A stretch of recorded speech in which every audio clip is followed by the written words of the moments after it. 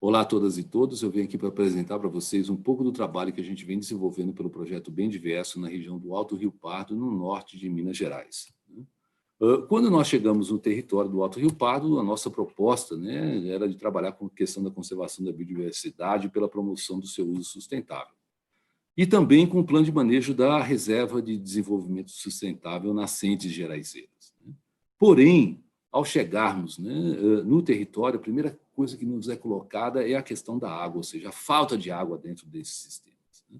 E, a partir disso, a gente vem fazendo todo um trabalho, a gente começou a fazer um trabalho em relação ao mapeamento hidrográfico da região do Alto Rio Pardo, em especial da RDS, e também, junto com as comunidades, fazendo um mapeamento participativo dessas hidrobacias, para poder entender quais eram os impactos que estavam diretamente relacionados a esses ambientes e as oportunidades que existiam dentro dessas áreas. Mas a pergunta que sempre foi feita para a gente é como que essa água ela se foi. E, para isso, a gente precisa voltar lá atrás e entender qual foi o processo de ocupação da paisagem dentro desse ambiente.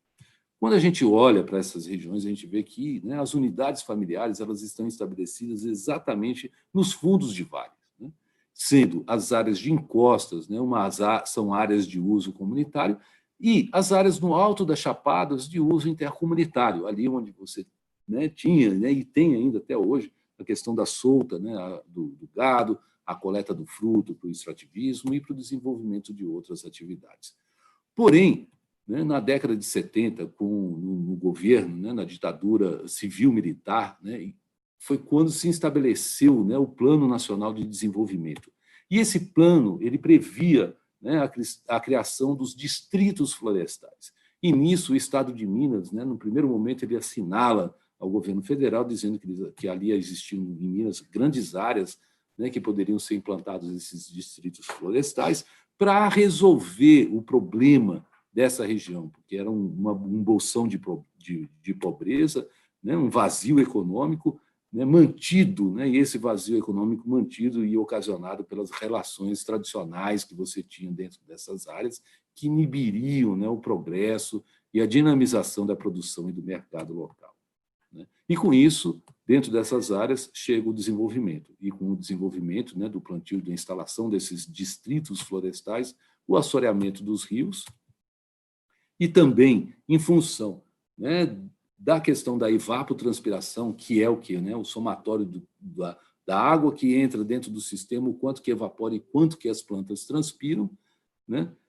Quando a gente considera dentro do cerrado, comparando com eucaliptos, a gente vê que o cerrado ele evapotranspira em torno de 600 a 800 milímetros, enquanto o eucalipto de 1.000 a 1.200 milímetros por hectare por ano. Só que, na região, a quantidade de chuva está entre 850 e 950 milímetros. E aí o resultante disso tudo é que você tem, dentro das áreas de cerrado, um processo de infiltração de 1 milhão de litros de água por hectare por ano, enquanto os eucaliptos eles colocam na atmosfera cerca de 3 milhões de litros por hectare por ano.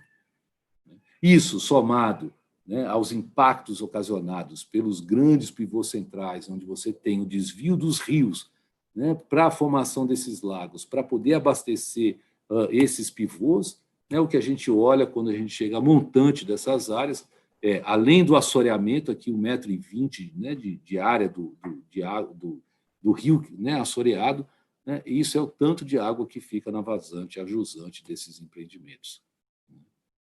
Além disso, a gente tem a questão da mineração, que, instaladas nas cabeceiras das nascentes, contribuem para o assoreamento dessas áreas de várzea. E o que a gente observa na região é isso, realmente não adianta insistir em pescar nessas áreas, porque agora nem lago mais existe dentro dessas regiões. E, nisso, uma paisagem que antigamente era ocupada por uma diversidade de atividades, uma diversidade de paisagens, hoje ela está restrita a esse cenário que a gente observa aqui. Bom, Diante dessa história toda, né, então, quando a gente pensa, né, no trabalho, né, pensando nos objetivos do projeto, então a gente centrou forças, primeiro, vamos restaurar, pensar na questão da restauração dessas áreas.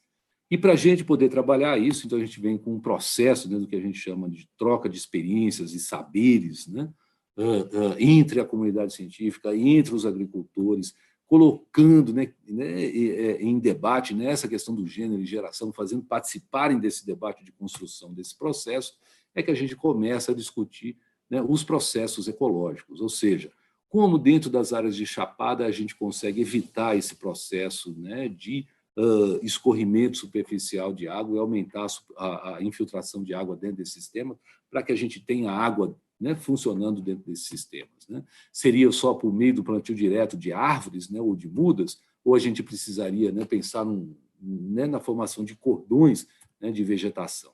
E nesse processo a gente começa, né, a discussão da parte teórica, né, introduzindo a questão da sucessão ecológica, observando como que isso, né, ocorre na natureza, não só nas áreas de chapada, mas também pensando nessas áreas de mineração que têm grandes impactos, né?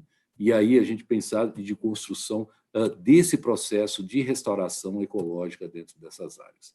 E com isso resultou, né, então a gente tem, né, as pessoas trabalhando, né, no processo de coleta de sementes, no beneficiamento dessas sementes e a gente trazendo essas sementes, né, depois para o plantio dessas áreas. E o que a gente observa depois de um ano é que o processo de cobertura, né, de áreas, né, daquelas aumentam de 20% até para 80%, para mais de 80%, né, dentro desse processo. Além da restauração das áreas, tem todo um trabalho feito, né, em relação à questão, né, de práticas de conservação de solos para infiltração de água de chuva, um trabalho, né, com a questão do cercamento, né, das nascentes, das áreas de captação de água e das áreas, né, de infiltração dessa água, para que a gente consiga, né, de fato, a partir desses trabalhos da restauração, né, ou seja, né, a partir do trabalho da instalação dos sistemas agroflorestais dentro das baixadas, dos sistemas agrocerradais nas áreas de chapada, ou seja, cerrado onde existia cerrado, floresta onde existia floresta, é que a gente consegue, né, trabalhar, por exemplo, a questão das chácaras de café na região do norte de Minas. Esse é um processo há mais de 200 anos que esses agricultores vêm trabalhando dentro desses sistemas, muito tempo antes do termo, né, do SAF ser cunhado, né? Esse pessoal já vinha trabalhando nisso, mas essas práticas, aliadas a práticas, né, de nutrição, de fitossanidade, do manejo do café e do SAF, de colheita e pós-colheita, e resgatando a identidade cultural, né, a gente conseguiu aumentar a produtividade, né, de 10 para 36 sacas por hectare, e mais do que isso, né, a gente conseguiu produzir um café especial que conseguiu beber até 87,67. E, com isso, o preço, né, de 300 para 3 mil reais, né, a saca desse café. Com esse trabalho, a gente também conseguiu, né, a partir desse trabalho da restauração, intensificar as práticas em relação à questão do manejo das espécies, monitorando a produção, a produtividade dessas espécies. A gente conseguiu adentrar dentro das agroindústrias e trabalhar com eles todas essas práticas relacionadas, né, à internalização das boas práticas de fabricação, trabalhar a questão do cooperativismo com eles, porque o potencial de produtividade que existe na região é muito grande, né? A gente está falando de coisa aí de até 250 toneladas por ano de processamento de frutos, né, dentro de um processo desse. Além da regularização também desses empreendimentos da agricultura familiar, né, desses agroextrativistas.